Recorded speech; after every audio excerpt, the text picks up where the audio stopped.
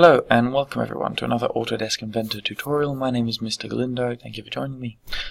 Today, as you're probably aware with the name of the video, we are going to be organizing our assembly and getting it ready for manufacturing using the CAM environment. So, to start with, let's have a look at the assembly we've got. We've got our fixed car, which is grounded, the stock, the fixture, and the fixture spigot. Perfect. I'm now going to open the Assemblies Origin folder. And I'd like to visualize some of these planes, and we'll use them later. That's why I'd like to visualize them now. I'm going to visualize the Y and the Z plane. The X, Z plane. I'm going to visualize the Y and the Z axes, like so.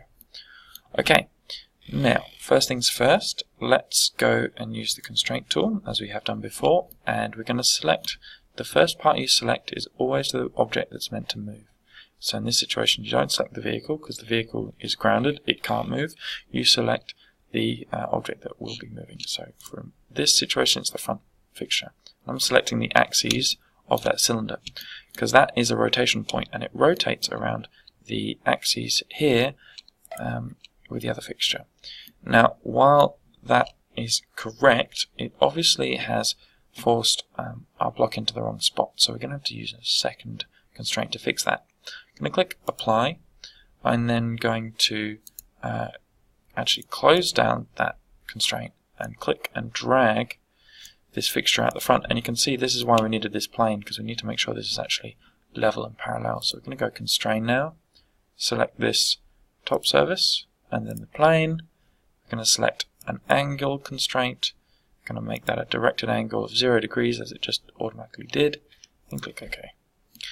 Finally, I'm going to select Constrain, and I'm going to specify this surface here, and then I'm going to specify this axis. I'm going to offset this 219 millimeters, which should give you a small gap between the front of your vehicle and this fixture. Excuse me, that's my phone. Selecting OK, this fixture is now fully constrained. You can see when I try and grab and move it, I get the no icon. So that's sorted. The rest of these are a little bit simpler.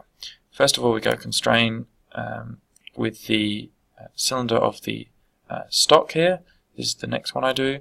And then the cylinder of our vehicle, selecting that and clicking Apply. I'm now going to do the same thing with the back surface here as I did before with this axes, the Z axis to be precise. I don't want to offset it though, I want them to be in line as they are. And now you'll notice the only problem I got is that it's rotatable. So I'm going to put it close to where I want it, like so. And then I'm not going to constrain it back to the other origin. I'm going to constrain it back to the top surface here because it's just quite easy to do with an angle constraint of 0 degrees. So now I try and drag it. It says it can't be moved. Perfect. It's fully constrained.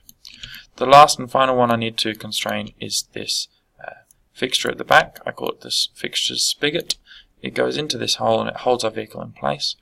And I'm going to go Constrain, select the, whoops, that would be the wrong way around. Select the outside surface of my cylinder, the inside surface there, click Apply, and then Cancel because I want to move the object out. I'm going to pull it out a fair way because it makes life easier. And then I'm going to rotate it around until I can see this surface here.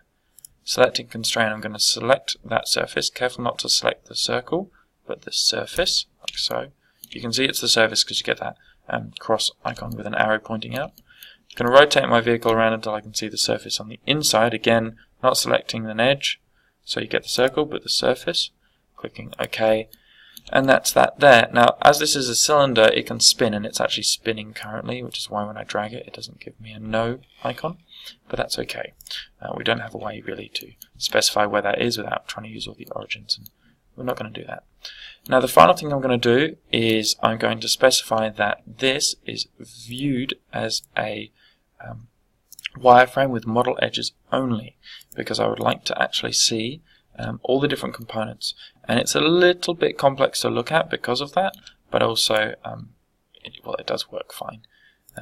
You can see there's obviously lots of different options, but I just go with a simple wireframe with visible edges only.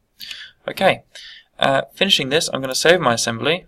File Save As, and make sure it's in my CAM folder, which it is, and call it the CAM assembly.